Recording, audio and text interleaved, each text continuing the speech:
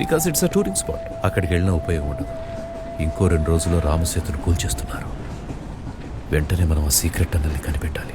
అయినా ఆ మ్యాప్ లో మనకు ఉపయోగపడటానికి ఒక్క క్లూ కూడా లేదా?